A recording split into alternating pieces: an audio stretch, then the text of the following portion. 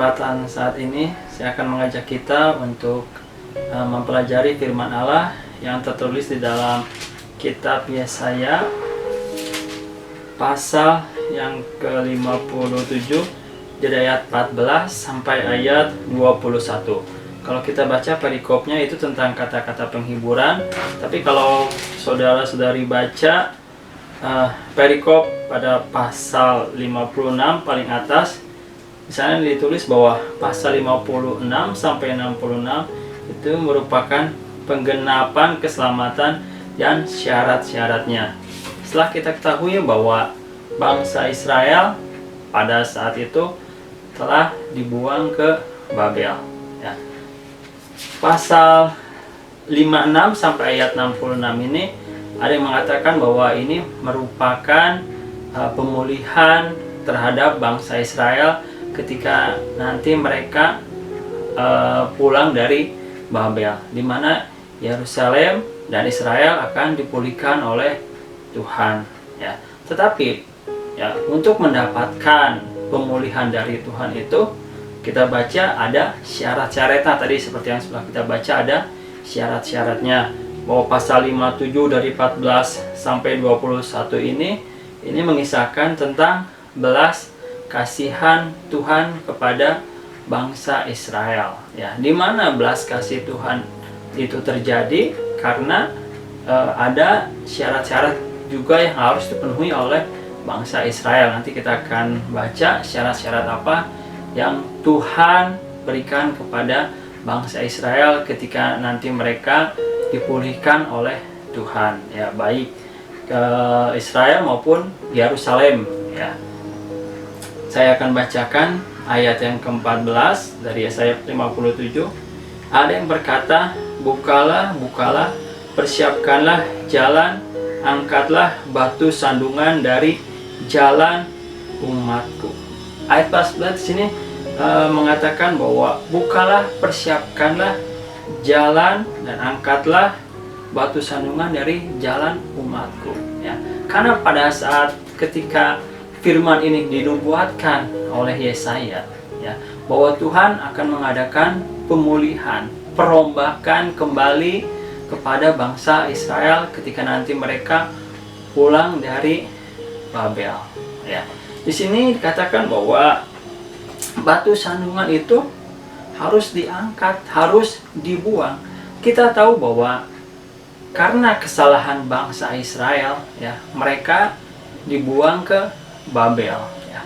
Karena mereka tidak lagi menyembah kepada Allah yang benar, karena mereka menyembah kepada berhala, dan mereka diberi peringatan melalui nabi-nabi, tetapi bangsa Israel tidak mau bertobat, tidak mau berubah, sehingga Tuhan mengadakan penghukuman kepada bangsa Israel. Sehingga di sini dikatakan bahwa angkatlah batu sandungan. Ini bisa diartikan bahwa batu sandungan itu segala kesalahan, segala penghambat terhadap pertolongan dari Tuhan itu harus disingkirkan.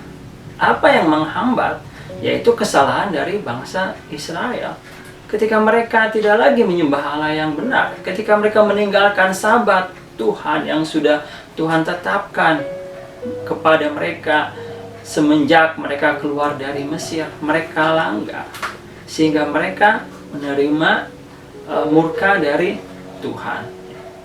Belas kasih Tuhan akan terjadi ketika segala dosa yang ada dalam hidup kita angkat, kita buang. Supaya apa? Supaya pertolongan dari Tuhan itu nyata dalam hidup kita. Karena kita harus ingat bahwa Allah itu kudus, Allah itu suci, ya. Karena tidak mungkin firman Allah mengatakan bahwa terang dan gelap itu akan bersatu. Tuhan itu kudus. Kita pun harus kudus seperti Tuhan. Sekalipun mungkin sulit kita untuk kudus, ya, tetapi Tuhan sudah memberikan kemampuan kepada kita melalui Roh Kudus. Angkatlah batu sandungan dari hidup kita, ya. Ini pun berlaku pada saat ini. Kalau kita ingin mendapatkan pertolongan dari Tuhan, angkat semua batu-batu dosa yang menghalangi kita dalam hubungan kita dengan Tuhan. Karena dikatakan bahwa yang menjadi penghalang ya pertolongan Tuhan nyata dalam hidup kita adalah dosa dan kesalahan kita. Kalau kita baca Yesaya 59-nya, saya akan bacakan ayat 1 dan 2 Yesaya 59. Sesungguhnya tangan Tuhan tidak kurang panjang untuk menyelamatkan, dan pendengarannya tidak kurang tajam untuk mendengar. Tetapi yang merupakan pemisah antara kamu dan Allahmu ialah segala kejahatanmu, dan yang membuat dia menyembunyikan diri terhadap kamu sehingga ia tidak mendengar ialah segala dosamu. Ini yang harus diangkat dari bangsa Israel. Dosa harus diangkat supaya pertolongan Tuhan itu nyata ya. Begitu pula dengan kita, tadi saya katakan kalau kita ingin mendapatkan pertolongan dari Tuhan, tentu kita harus benar di hadapan Tuhan. Segala dosa yang ada dalam hidup kita harus kita singkirkan. Segala kesalahan dalam hidup kita harus kita perbaiki. Hidup kita ini harus seperti yang Tuhan mau. Kita harus mau melakukan firman Tuhan, sehingga pertolongan dari Tuhan itu tidak terhalang, tidak terhambat dalam hidup kita. Mari saat ini kita koreksi diri. Apakah ada yang salah dengan hidup kita? Ya, jangan kita keras kepala dengan pemikiran kita. Ya, kita menganggap bahwa kita ini tidak bersalah. Mari, biarlah kita bercermin kepada firman Tuhan. Apakah hidup yang kita sedang tempuh saat ini berkenan di hadapan Tuhan atau tidak? Mari introspeksi diri. Ya. Jadi ayat 14 di sini menekankan bahwa angkatlah segala kesalahan, segala dosa. Ya. Kalau kita baca dosa apa sih yang Israel sudah lakukan? Ya, kita sudah tahu bahwa mereka menyembah kepada berhala dan mereka sudah melupakan Sabat yang sudah Tuhan tetapkan bagi mereka. Ayat 15, sebab beginilah firman yang maha tinggi dan yang maha mulia, yang bersemayam untuk selamanya, dan yang maha kudus namanya. Aku bersemayam di tempat tinggi dan di tempat kudus, tetapi juga bersama-sama orang yang remuk dan rendah hati, untuk menghidupkan semangat orang-orang yang rendah hati, dan untuk menghidupkan hati orang-orang yang remuk. Ayat 15 ini mengatakan bahwa Allah itu maha tinggi, Allah itu maha mulia, Dia itu bersemayam di tempat yang maha kudus. Kita tahu bahwa Allah itu kudus, Allah itu mulia, Allah itu maha benar. Tetapi ayat ini indah bahwa sekalipun Allah bersemayam di tempat tinggi yang maha kudus, yang maha mulia, yang maha benar, tetapi Allah bersama-sama dengan orang yang remuk dan rendah hatinya. Ya, di sini remuk bukan hanya sekedar dia itu gampang untuk menangis, ya. Jangan disalahartikan. Karena ketika kita menangis, kita bisa menangis ketika kita menonton film, ya, karena kita tersentuh, terharu dengan apa yang kita tonton, ya, film-film dunia, ya, bisa membuat kita menangis. Ketika kita juga mendengar lagu pujian, lagu-lagu dunia, kita juga bisa menangis. Jangan diartikan bahwa remuk hatinya itu orang yang mudah menangis, ya. Di sini nangisnya berbeda tentunya. Orang yang remuk yang maksud di sini ialah dia menyadari akan kesalahannya. Karena hal ini berkaitan dengan bangsa Israel yang saat itu mereka sedang dalam hukuman Tuhan, ya. Yang remuk hatinya bahwa dia itu sadar, ya, bahwa dia itu sudah melakukan kesalahan di hadapan Tuhan. Kita pun harus memiliki hati yang remuk, ya. Remuk dalam arti kata yang saya katakan bahwa kita menyadari akan kesalahan dan dosa dalam hidup kita, ya.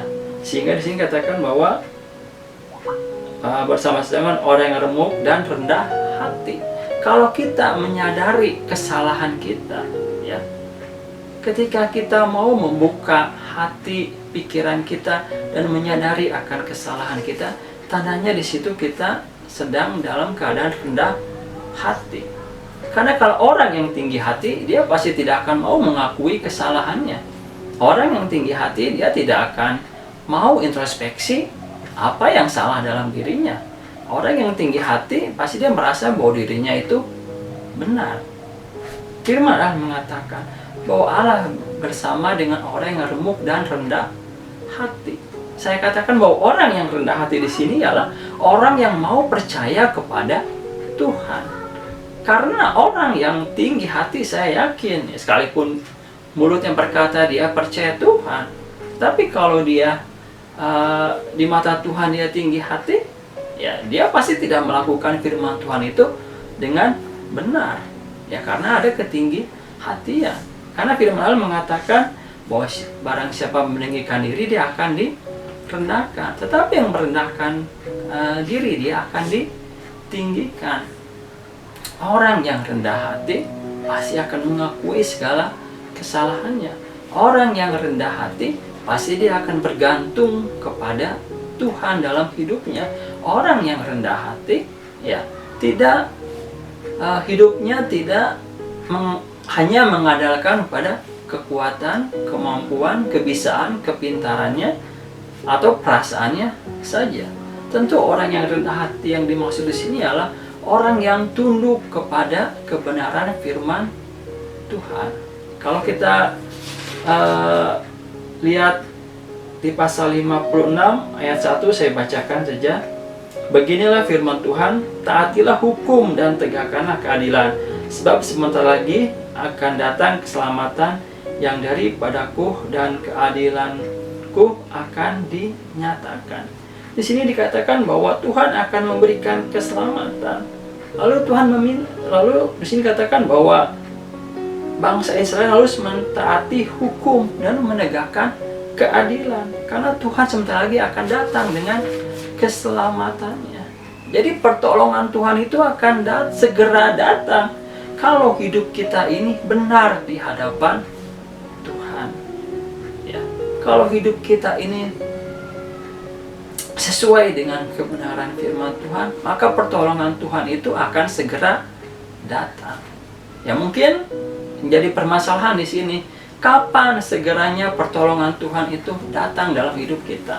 Ini mungkin suatu pertanyaan besar. Kapan? Mungkin kita sudah menunggu bertahun-tahun pertolongan dari Tuhan, tetapi mungkin sampai saat ini pertolongan dari Tuhan belum nyata dalam hidup kita. Tetapi kalau kita baca di sini, ya jangan kita berputus asa, karena ayat ini dikatakan bahwa Tuhan itu bersama-sama dengan orang yang remuk dan rendah hati. Yang ingin saya katakan bahwa ketika hati kita remuk di hadapan Tuhan, menyadari akan kesalahan kita, dan kita merendahkan hati, dan kita tetap melakukan kebenaran firman Tuhan dalam hidup kita, maka Tuhan menjanjikan bahwa pertolongan Tuhan itu akan segera datang. Itu adalah suatu kepastian buat orang yang benar di hadapan Tuhan, bahwa ketika orang benar itu diperhadapkan kepada suatu persoalan, masalah, ada janji Tuhan bahwa pertolongan, keselamatan dari Tuhan itu akan segera datang. Kenapa akan segera datang?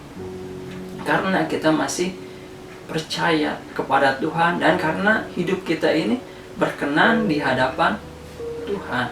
Karena segala permasalahan hidup, ya selama kita bernafas tetap akan kita hadapi. Tetapi ada janji pertolongan yang Tuhan katakan bahwa akan datang segera keselamatan. Ya, kalau kita lihat, ya apa yang Tuhan katakan di sini digenapi. Ketika mereka setelah bangsa Israel pulang dari Babel, ya, dipulihkanlah Israel, Yerusalem oleh Tuhan. Tetapi yang ingin saya katakan sesuai dengan perikop tadi, syarat-syaratnya ada. Ya, syarat-syaratnya ada. Ketika Tuhan ingin memulihkan, hidup kita ini harus benar di hadapan Tuhan. Harus benar, jangan ada dosa. Karena tadi dikatakan bahwa dosa itu menghambat pertolongan dari Tuhan.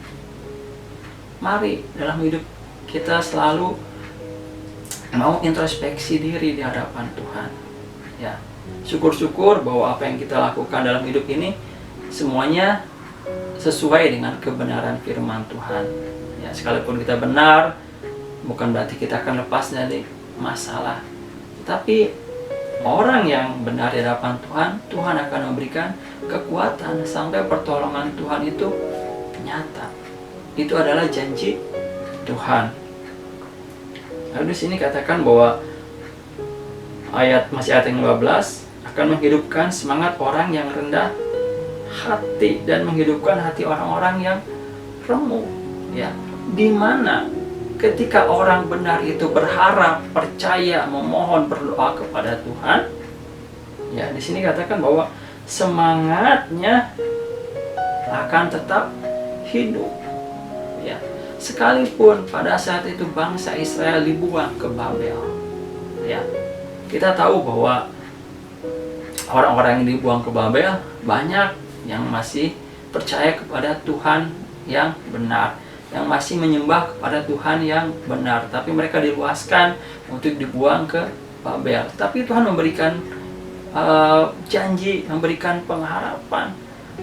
Ya, ketika mereka di Babel, Tuhan berikan pengharapan, Tuhan berikan kekuatan dengan firman-Nya mengatakan bahwa akan menghidupkan semangatnya. Ya, bahwa ketika semangat kita ada hidup, berarti tandanya kita tidak putus asa. Orang yang tidak putus asa dalam hidupnya berarti dia percaya bahwa kepada pertolongan dari Tuhan. Kita pun harus percaya kepada pertolongan dari Tuhan apabila hidup kita ini benar. Apabila batu sandungan itu kita buang dari hidup kita, maka semangat dalam kita hidup ini akan selalu hidup. Kepercayaan kita kepada pertolongan Tuhan tidak akan pernah mati. Kenapa? Karena kita ini benar di hadapan Tuhan. Karena Tuhan akan menghidupkan semangat kita. Orang yang remuk dan orang yang rendah hati, semangatnya akan tetap hidup, akan tetap ada. Dia akan selalu berpengharapan kepada Tuhan.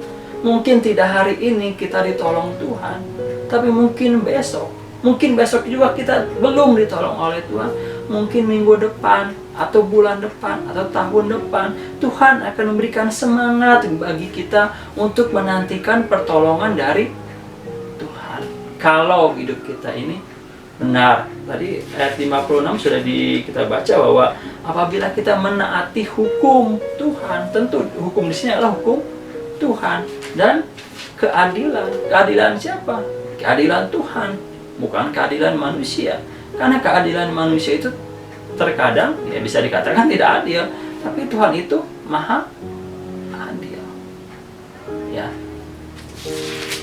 Ada satu yang sangat ditekankan kepada bangsa Israel, ya. Kenapa sampai Tuhan itu murka? Saya akan baca Yesaya 56 ayat yang keduanya. Berbahagialah orang yang melakukannya, yang melakukan di sini bahwa orang yang melakukan hukum dan keadilan, dan anak manusia yang berpegang kepadanya, yang memelihara hari Sabat dan tidak menajiskannya, dan yang menahan diri dari setiap perbuatan jahat. Ya. Tadi saya katakan bahwa kesalahan bangsa Israel, mereka tidak memelihara hari Sabat.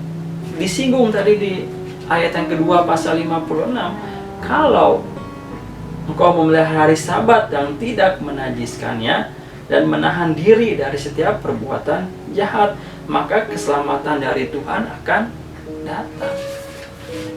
Ya. Hari Sabat harus dikuduskan untuk Tuhan. Saya ingin menekankan juga bahwa jangan pernah kita melupakan hari Sabat, di mana hari kita bersekutu dengan Tuhan. Ya, di mana kita juga berkumpul dengan teman seiman. Jangan kita berpikir karena saat ini kita kan tidak bisa ibadah di gereja, ya lalu ketika nanti keadaan sudah normal, lalu kita malas untuk pergi ke gereja karena kita beranggapan, wah udah cukup aja ibadah online. Tidak seperti itu, ya, tidak seperti itu. Karena yang Tuhan mau dalam ibadah itu, Ya, bukan hanya kita bersekutu dengan Tuhan, tapi kita harus berkumpul dengan teman seiman kita, di mana saling mendoakan. Ya, dengan teman seiman ketika kita berkumpul, kita memuji Tuhan dengan penuh kekompakan, ya, berdoa. Jadi jangan kita berpikir bahwa hari Sabat bisa aja kita online aja ibadah di rumah nanti ketika pada saat normal, ketika COVID-19 ini sudah berlalu. Jangan kita berpikir seperti itu. Karena yang Tuhan mau itu ibadah ya di gereja. Hari Sabat itu harus pergi ke rumah Tuhan.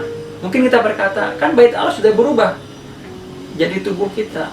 Memang betul, tetapi bukan itu pengertiannya memelihara hari Sabat. Dan di sini kan, dan tidak menajiskan hari Sabat. Ya, bukan hanya hari Sabat kita tidak najis. Setiap hari kita harus jaga kekudusan, kebenaran dalam hidup kita. Orang yang rembuk hatinya, orang yang rendah hati, pasti akan selalu bersekutu dengan Tuhan. Pasti dia akan selalu ada ibadah kepada Tuhan. Pasti dia tidak akan melupakan ibadah, karena di ayat 2 pasal 56 tadi dikatakan orang yang memelihara Sabat dan tidak menajiskannya, dan dia juga tidak berbuat yang jahat. Ya, nanti kita bahas tentang kejahatan apa juga yang dilakukan oleh orang Israel dalam ayat ini. Ayat ke-16-nya, sebab bukan untuk selama-lamanya aku hendak berbantah, dan bukan untuk seterusnya aku hendak murka, supaya semangat mereka jangan lemah lesu di hadapanku, padahal akulah yang membuat nafas kehidupan. Firman Tuhan mengatakan bahwa tidak untuk selama-lamanya Tuhan berbantah, tidak untuk selama-lamanya bangsa Israel itu terkena hukuman dari Tuhan. Tidak selama-lamanya bangsa Israel dibuang oleh Tuhan, di mana ketika nanti setelah 70 tahun yang sudah Tuhan tetapkan bahwa Israel akan dipulihkan. Sekalipun bangsa Israel bersalah, ya, tapi tidak membuat Tuhan memusnahkan bangsa Israel. Kenapa? Karena Tuhan sudah berjanji, ya, bahwa keturunan Abraham akan dimuliakan oleh Tuhan, akan dipakai oleh Tuhan. Dan Tuhan akan memberkati keturunan Abraham, baik secara rohani yang paling terutama, baik secara jasmani. Murka Tuhan itu tidak untuk selamanya.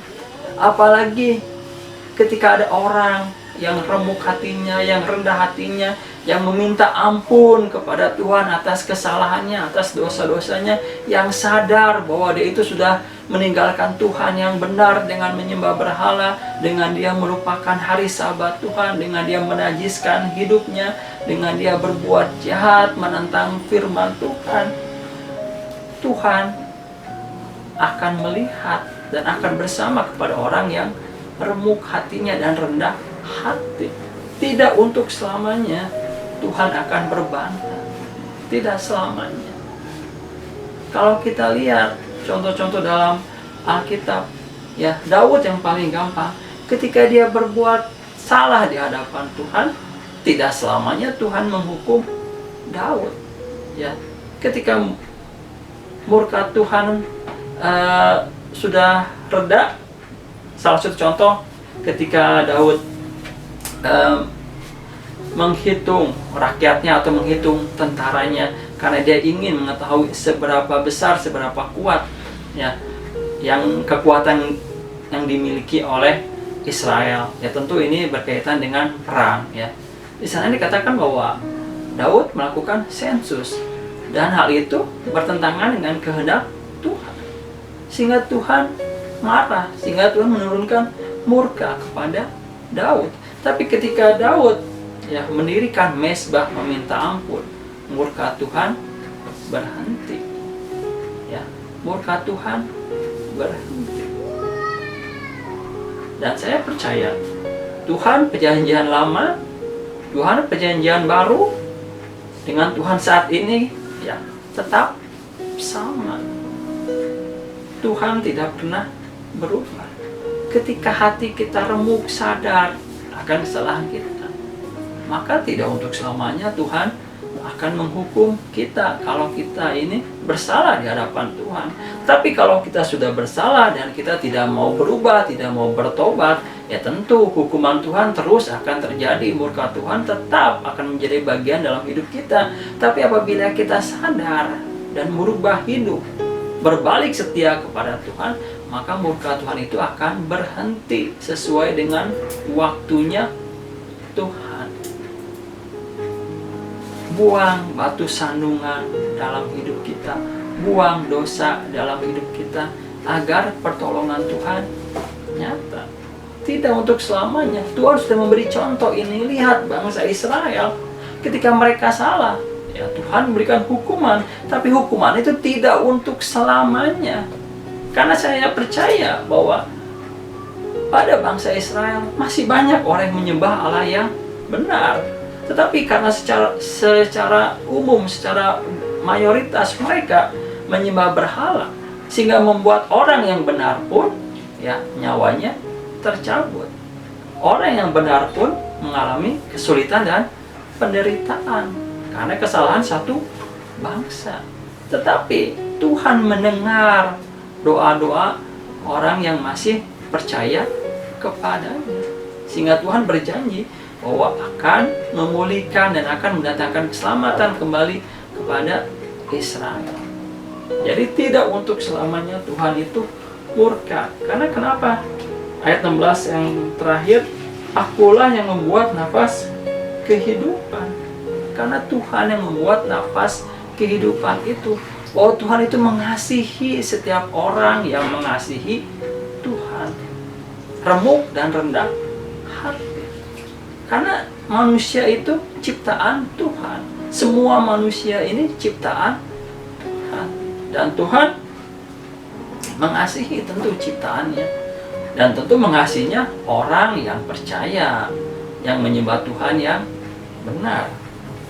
Ya. Karena di sini katakan bahwa Tuhan tidak menginginkan bahwa semangat orang Israel itu lemah dan lesu di hadapan Tuhan.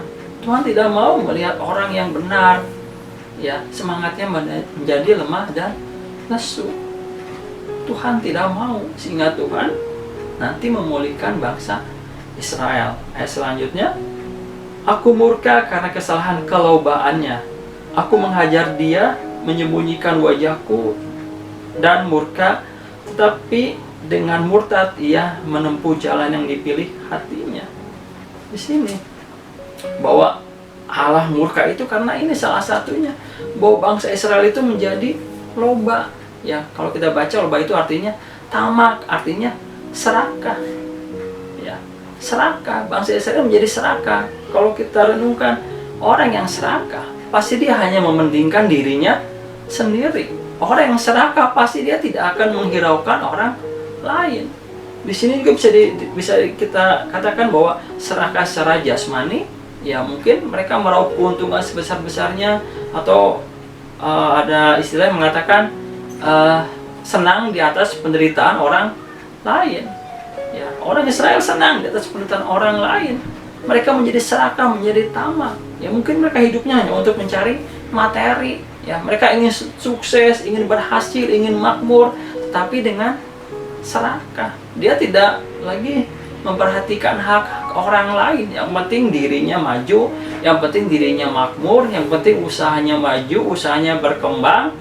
Ya, dia bisa menjadi kaya, ya, depositonya bisa semakin besar, asetnya bisa semakin bertambah.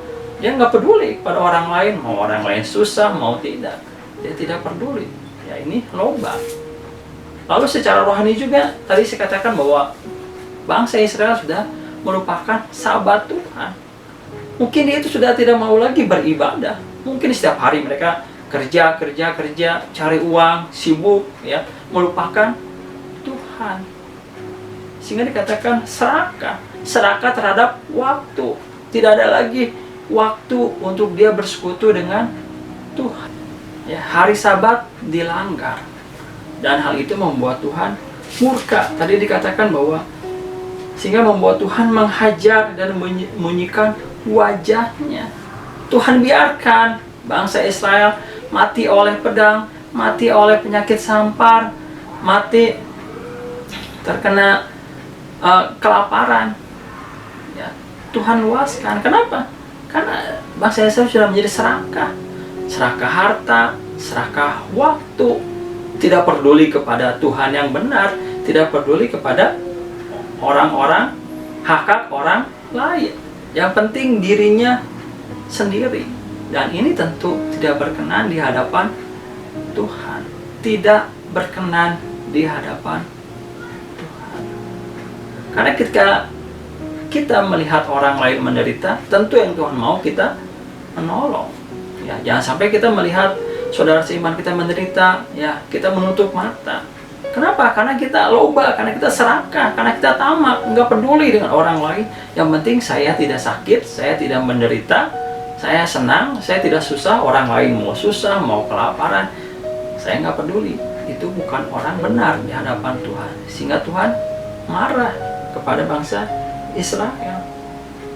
Jadi di sini katakan bahwa ia menempuh jalan yang dipilih hatinya. Bahwa Israel itu murtad, tetapi dengan murtad ia menempuh jalan yang dipilih hatinya. Bangsa Israel hidup hanya mengikuti apa kata hatinya, bukan lagi kata firman Tuhan. Jangan sampai kita pun hidup seperti bangsa Israel, mencontoh bangsa Israel. Kita hidup hanya sesuai menurut kata hati kita, menurut pikiran kita yang benar. Kebenaran manusia itu memang relatif, tapi firman Allah adalah kebenaran yang sejati. Kalau kita ingin melihat kebenaran, jangan hanya pakai otak kita, jangan hanya pakai perasaan kita. Mari kita bercermin kepada firman Tuhan. Apakah sikap kita ini benar? Apakah perkataan kita ini benar? Apakah pengiringan kita kepada Tuhan ini benar? Mari kita bercermin kepada firman Tuhan. Mari, jangan bercermin kepada pemikiran sendiri. Ya, jangan sampai kita ketika mendengar ayat, mendengar khotbah, ya ditegur oleh firman Tuhan, lalu kita berkata, wah itu hamba Tuhan nggak benar khotbahnya, dia khotbahnya kedagingan, ya dia khotbahnya ngarang-ngarang. Nanti dulu baca dan renungkan apa maksud dari ayat yang dibawakan oleh hamba Tuhan atau pendeta tersebut. Jangan sedikit-sedikit kita, wah itu kedagingan, wah itu nggak benar khotbahnya. Jangan dengan hidup dengan sekehendak hati kita sendiri. Mari bercerminlah kepada firman Tuhan. Hati-hati, karena banyak di antara kita mungkin dalam mengiring Tuhan, kita hidup ini hanya sekehendak hati kita. Menurut hati kita baik, ya baik. Menurut pikiran kita baik, ya sudah itu baik. Menurut perasaan kita baik, ya itu sudah baik. Kita lupa untuk bercermin kepada firman Tuhan. Jangan lupa, bercerminlah selalu kepada kebenaran firman Tuhan. Ayat 18, aku telah melihat segala jalannya itu, tapi aku akan menyembuhkan dan akan menuntun dia dan akan memulihkan dia dengan penghiburan juga pada bibir orang-orangnya yang berkabung. Ini janji Tuhan, bahwa Tuhan akan menyembuhkan bangsa Israel, akan menuntun dia dan akan memulihkan dia dengan penghiburan. Ini adalah janji Tuhan, bahwa tidak untuk selamanya Tuhan berbantah.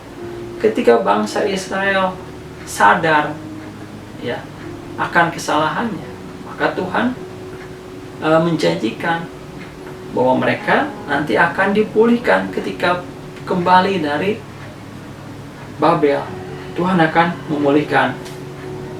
Ayat yang ke-19, aku akan menciptakan puji-pujian, damai sejahtera bagi mereka yang jauh dan bagi mereka yang dekat. Firman Tuhan, aku akan menyembuhkan dia. Ayat 19 pun, ini adalah janji Tuhan bahwa dia akan menciptakan pujian. Ya, bisa dikatakan bahwa bangsa Israel nanti ketika dipulihkan Tuhan, ya akan mengalami sukacita yang besar sehingga membuat mereka bisa memuji-muji Tuhan, tidak lagi berkeluh kesah, tidak lagi mungkin bersungut-sungut ya karena kesulitan kesukaran yang mereka alami, karena Tuhan sudah memulihkan mereka. Dan Tuhan akan memberikan damai, damai sejahtera. Ini yang paling penting dalam hidup kita. Kita butuh uang, tentu kita butuh uang. Tetapi ketika kita memiliki uang, tapi kalau kita tidak ada damai sejahtera, kita tidak akan tenang dalam hidup ini. Janji Tuhan mengatakan bahwa Dia akan memberikan damai sejahtera kalau hidup kita ini benar. Janji Tuhan bagi orang yang percaya dan orang yang benar. Mari kita mengimani, ya. Ini nubuatan sudah berlalu, ya, kepada bangsa Israel. Tapi kita bisa mengambil ayat-ayat ini, ya, ini merupakan janji Tuhan yang tetap berlaku kepada kita sebagai Israel rohani, bukan jasmani, ya. Israel secara rohani. Kalau hidup kita benar, sekalipun kita dalam penderitaan, Tuhan akan berikan pengharapan. Dan setelah kesulitan kesukaran itu telah kita lalui, Tuhan akan memulihkan kita. Tuhan akan menyembuhkan kita. Ya, ini bisa berlaku bagi kita. Ya, ketika kita mengalami kesulitan, kesukaran, mari kita ingat untuk baca ayat-ayat ini. Ini adalah kata-kata penghiburan, adalah janji dari Tuhan yang sudah digenapi. Tentu ini sudah digenapi kepada bangsa Israel. Dan firman Allah ini tetap berlaku buat kita saat ini di zaman perjanjian baru.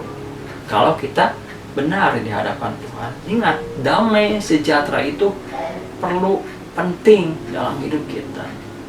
Ya, sekali lagi saya katakan, bukan berarti kita tidak perlu uang. Kita perlu uang. Tetapi kalau kita punya banyak uang tanpa damai sejahtera, buat apa?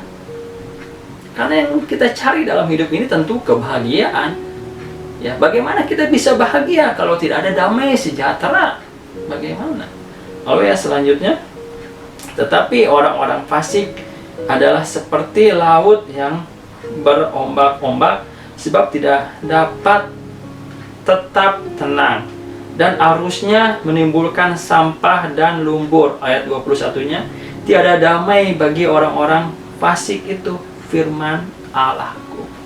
Di sini Tuhan memberikan perbedaan antara orang yang fasik dan orang yang mau bertobat, dengan orang yang benar, dengan orang yang remuk hatinya, dengan orang yang rendah hati, dengan orang yang menjaga sabat Tuhan, memelihara sabat Tuhan, tidak menajiskan hidupnya, menjauhkan diri dari kejahatan. Mereka melakukan hukum Tuhan dan mereka berlaku adil.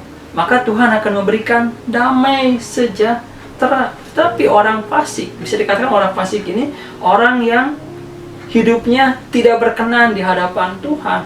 Orang yang hidupnya tidak melakukan firman Tuhan. Ada perbedaan. Tuhan berfirman bahwa orang fasik itu tidak ada ketenangan dalam hidupnya, bahwa dia tidak bisa tetap tenang. Diibaratkan seperti ombak laut. Kalau saudara lihat ke pantai, ombak itu tidak pernah berhenti, ya.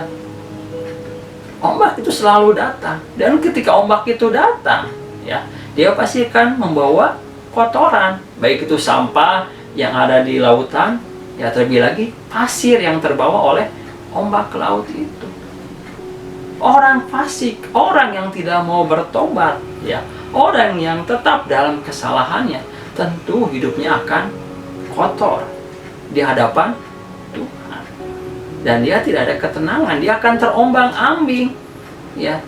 Bedanya orang benar yang percaya kepada Tuhan dengan orang yang tidak benar, tidak percaya kepada Tuhan. Orang benar itu punya pengharapan, karena Tuhan sudah berjanji bahwa keselamatan, pemulihan akan datang segera. Itu janji Tuhan buat orang percaya, buat orang yang benar. Itu janji Tuhan. Sekalipun dalam kesulitan, sekalipun bangsa Israel di Babel, Tuhan berikan penghiburan bahwa keselamatan nanti akan datang, bahwa Tuhan akan memulihkan bangsa Israel, bahwa tidak untuk selamanya. Tuhan berbantah kalau engkau bertobat, kalau hidupmu benar di hadapan Tuhan, maka Tuhan selalu memberikan pengharapan, memberikan damai sejahtera dalam hidupnya. Tetapi orang fasik, orang yang tidak melakukan firman Tuhan, orang yang tidak mau bertobat dalam kesalahannya, tidak ada damai sejahtera dalam hidupnya. Hati-hati, jangan sampai kita yang mengiring Tuhan sudah puluhan tahun, kita dalam hidup ini tidak ada damai sejahtera. Mungkin kita takut, khawatir tentang masa depan. Saat ini kita masih di tengah pandemi COVID-19. Ya, saya tekankan berkali-kali berulang-ulang, yang namanya manusia wajar ada ketakutan, ada kekhawatiran, tapi jangan berlebih ketakutan kekhawatirannya. Jangan sampai ketakutan kekhawatiran kita terhadap COVID-19 mengalahkan ketakutan kita kepada Tuhan. Kalau kita takut, pasti kita akan kehilangan damai sejahtera. Dan Tuhan katakan orang fasik, hanya orang fasik yang hidupnya tidak tenang, yang tidak ada damai sejahtera. Tidak ada damai bagi orang fasik. Kenapa tidak ada damai bagi orang fasik? Karena Tuhan tidak ada dalam hidupnya. Orang fasik tentu dia tidak percaya kepada janji Tuhan. Ya, orang fasik tentu dia akan berusaha sekuat tenaga, tidak mengandalkan Tuhan. Tapi orang benar, dia akan selalu mengandalkan Tuhan dalam kesulitan, sehingga Tuhan memberikan pengharapan, memberikan janji. Jadi, kalau hidup kita ini benar di hadapan Tuhan, Tuhan akan memberikan kita damai sejahtera. Hidup kita akan selalu bersemangat. Harapan kita tidak akan pernah putus. Dan tentu ketika harapan kita tidak pernah putus, ibadah kita tidak akan pernah putus. Ibadah kita tidak akan seperti lampu Natal, yang minggu ini ibadah, minggu depan enggak. 2 minggu ibadah, sebulan enggak ibadah. Tentu itu bukan orang benar di hadapan Tuhan. Ya, orang yang benar akan setia melakukan firman dan akan ada keadilan dalam hidupnya, sehingga Tuhan memberikan damai sejahtera. Ada perbedaan. Ya, jadi kalau kita lihat dari ayat di sini bahwa sekalipun bangsa Israel masih dalam kesulitan, kesukaran, Tuhan memberikan penghiburan, Tuhan memberikan janji bahwa bangsa Israel akan dipulihkan. Begitu pula dengan kita. Selama kita hidup benar di hadapan Tuhan, maka pertolongan Tuhan akan berlaku bagi kita ketika saatnya, ketika sudah waktunya Tuhan menolong kita. Amin. Tuhan Yesus memberkati kita semua.